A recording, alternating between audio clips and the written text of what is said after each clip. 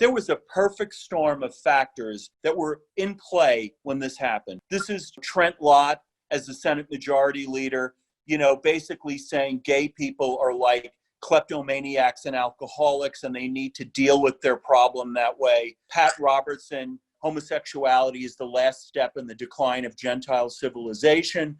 You have campaigns, people advertising for conversion therapy. So the mood was a mood of culture war. Then you add in that just a few months before this, James Byrd is murdered in Jasper, Texas, which clearly was a racially motivated killing, a hate crime.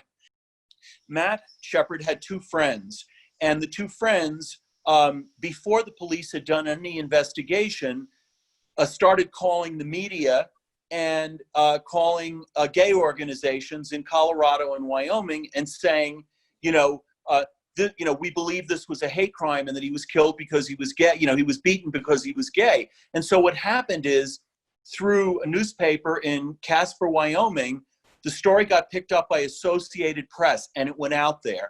And, you just take the tabloid graphic aspects when people start talking about a crucifixion, okay, of a very boyish looking young gay man, okay, hung on a fence and crucified. It got out there.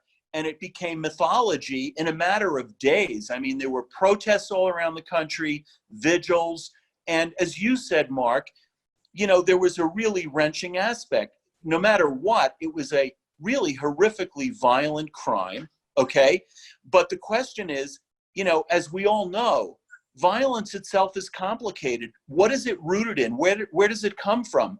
And when I first got involved, I knew very little about crystal meth. But over the course of a long journey, I learned a lot about crystal meth. And I'm just going to say, parenthetically, I did an interview yesterday in Billings, Montana, two interviewers at Yellowstone Public Radio. And I got there and they were eager to talk with me. Here it is, almost 22 years later. They said the meth problem in Billings right now is the worst it's ever been.